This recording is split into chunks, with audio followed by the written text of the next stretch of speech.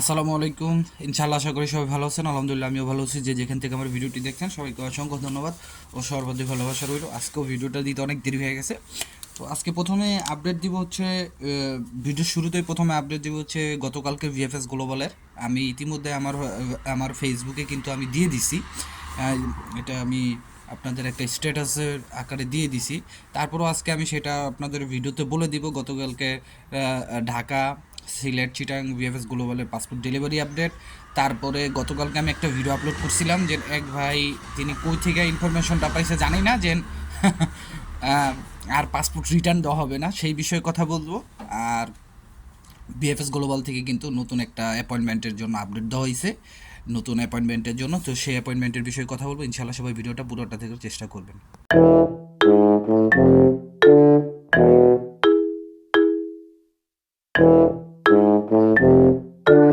তো সব কিছুর জন্য আলহামদুলিল্লাহ। প্রথমে আমি একটু গতকাল 25 তারিখের ভিএফএস গ্লোবালের আপডেটটা দিই। সেটা হচ্ছে ঢাকাতে। প্রথমে আমি ঢাকার ভিএফএস গ্লোবাল আপডেটটা দিই। এর বাইরেও কিন্তু অনেক আপডেট হয়েছে, আমি আগেই বলে রাখি। আপনারা দেখবেন প্রায়, আমার যতটুকু মনে হয় যে প্রায় 1,000-এর উপরে কিন্তু পাসপোর্ট আপডেট হয়েছে, ডেলিভারি দেওয়া হয়েছে। তো যে কথা বলতেছিলাম যে প্রায় কিন্তু 1,000-1,500 পাসপোর্ট ডেলিভারি দেওয়া হয়েছে। তো সব সবগুলোর আপডেট যে আমার কাছে আছে এমনটা নয়। তো আমি একটু আপনাদেরকে গতকালকের ঢাকার আপডেটটা দিই। ঢাকায় আমার কাছে 500 প্লাস পাসপোর্ট ডেলিভারির আপডেটের আপডেট আছে আমার কাছে, যার ভিতরে 500 প্লাস আপনার পাসপোর্ট ফেরত দেওয়া হয়েছে। এর ভিতরে মানে ভিসা যেগুলো পাইছে সেগুলোর সংখ্যা হচ্ছে, স্পন্সারও হচ্ছে 5টা 2024, ফ্যামিলি ভিসা হচ্ছে 10টা 2024 রানিং চলতেছে, এগ্রিকালচার হচ্ছে 3টা 2024, রিজেক্ট হচ্ছে 6টা 2023 এবং 2024, উইথড্র হচ্ছে 3টা 2023 এবং ট্যুরিস্ট ভিসা হচ্ছে 2টা 2024। তারপরে যদি আমরা একটু সিলেটের দিকে ফলো করি তাহলে সিলেটে প্রায় ডেলিভারি সংখ্যা আছে 15টা, যার ভিতরে স্পন্সর বিষয় হচ্ছে 2টা 2024, ফ্যামিলি বিষয় আছে 7টা 2024, এগ্রিকালচার আছে 1টা 2024, রিজেক্ট আছে 5টা 2023 এবং 2024। এখন এখন আমি আসি চিটাঙ্গের যে ভিএফএস গ্লোবাল, সেখান থেকে পাসপোর্ট ডেলিভারি মোট ছিল 23টা, যেখানে 5টা হচ্ছে 2024-এর স্পন্সার ভিসা, তারপর হচ্ছে ফ্যামিলি ভিসা 7টা 2024, তারপরে এগ্রিকালচার হচ্ছে 2টা 2024, রিজেক্ট হচ্ছে 6টা 2023 এবং 2024, উইথড্র হচ্ছে 3টা, প্লাস ট্যুরিস্ট ভিসা হচ্ছে 3টা। তো এইখানে খুব সংখ্যক কিন্তু আমরা 2023 সালের ভিসাগুলি ফলো করতেছি না, এখন কিন্তু 2024 সালের ভিসাগুলি দেওয়া হইতেছে।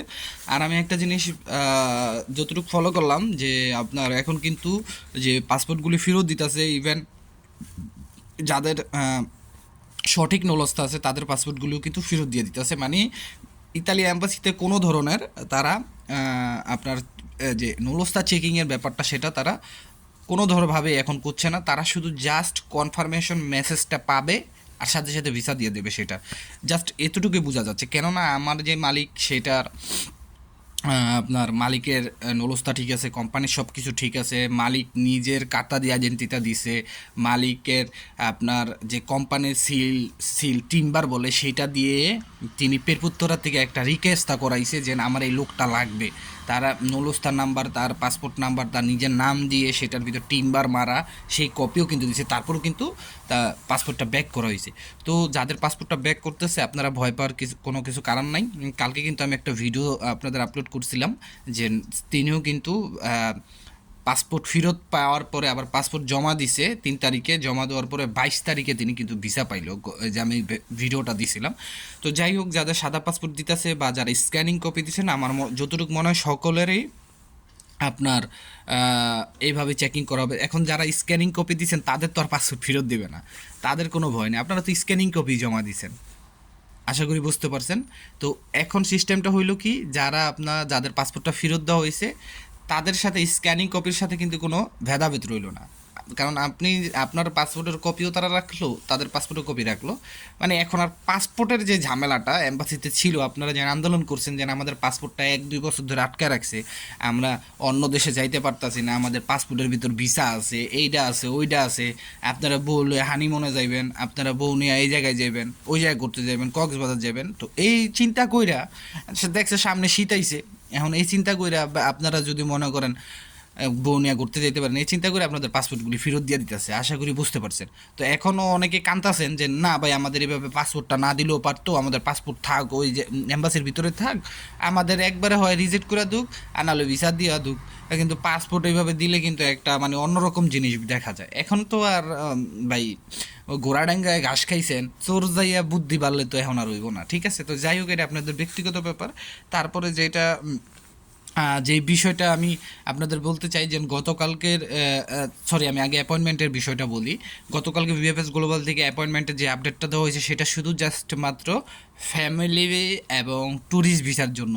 সেখানে খুব সুন্দরভাবে বলা হয়েছে যে আগামী ডিসেম্বরের 1 তারিখ থেকে 19 তারিখ পর্যন্ত আপনারা ভালোভাবে শুনবেন, সামনে যে মাস আসতে আছে ডিসেম্বর 2024, ডিসেম্বরের 1 থেকে 19 তারিখ পর্যন্ত আপনাদের অ্যাপয়েন্টমেন্ট স্লট 1 থেকে 19 তারিখ পর্যন্ত আপনাদের জন্য ডেট ছাড়া হবে, অ্যাপয়েন্টমেন্ট দেওয়া হবে, সেটার স্লট অনলাইনে ওপেন হবে এই নভেম্বর মাসের 28 তারিখে।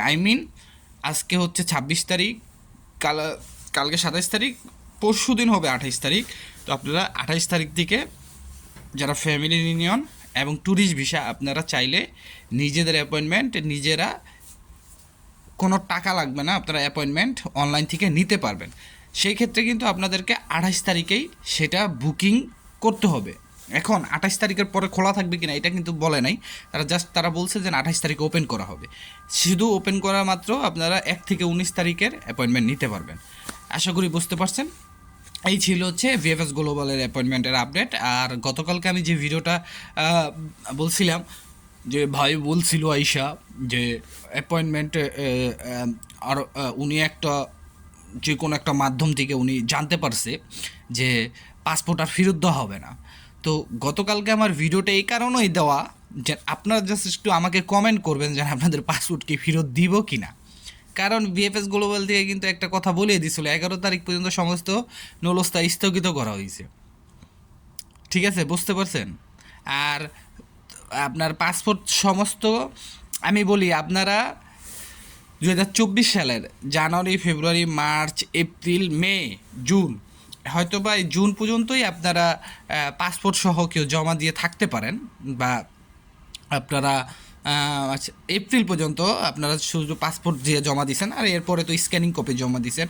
তো এই পর্যন্ত যাদের পাসপোর্ট আছে সকলের পাসপোর্টই ফেরত দেওয়া হবে ভাইয়া, টেনশন করার কোনো কারণ নেই। উনি যে ভিডিওটা দিয়েছে আমি জাস্ট আপনাদের মাঝে দেখানোর জন্য বলছিলাম যে মানুষ কিভাবে বিভ্রান্ত ছড়ায়। উনি নিজেই আছে একটা বিপদে। এই যে দেখেন আপনারা অনেকে আমাকে গালি দেন, টোকাই বলেন, যাই বলেন, অনেকে খারাপ ভাষা অনেক কিছু বলেন, আমার কিছু আসে যায় না। কিন্তু সেই কিন্তু আপনি আবার আমার ভিডিও দেখার জন্য বসে থাকেন, সেই কিন্তু আবার আজ মানে এখন তুই ভিডিও ছাড়তেছে নাকি ওর একটা গালি দিমু বসে থাকেন, আমি কিন্তু আপনার জন্য বসে থাকি না, ঠিক না? তো ব্যাপারটা কিন্তু এরকম। এখন দেখেন আমি কিন্তু আমার যেই সাকসেসটা আমি কিন্তু সেইখানে যাইতাছি, আপনি কি করতেছেন? আপনি আমার পিছে পড়ে আছেন, ওই সারা জীবন আপনি আমার পিছেই থাকবেন, আমার আগে আর যেতে পারবেন না। এটা কিন্তু আমার কথা না, আমি এখানে অহংকার করে কিছু বললাম না, এইটা এটা এটা হয়ে আসতেছে, এটা হয়। তো এই জন্য বললাম, তো মানুষের পিছে পড়া না থেকে মানুষের সাপোর্ট করেন, ভালো না লাগলে সেটার থেকে আপনি দূরে থাকেন বা অ্যাভয়েড করেন, এই হচ্ছে আমার কথা। তো অ্যাপয়েন্টমেন্টে যে বিষয়টা বললাম, ভিএফএস গ্লোবাল আপডেট দিলাম আজকে 26 তারিখের যে আপডেটটা সেটাও আমি গতকালকের মতো দিয়ে দেবো পরে পেলে।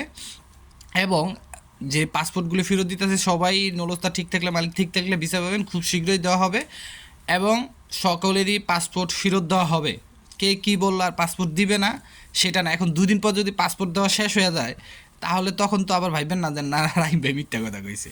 ঠিক আছে, তো আজকের মতো এখানেই, সবাই ভালো থাকবেন, সুস্থ থাকবেন, আসসালামু আলাইকুম, আল্লাহ হাফেজ।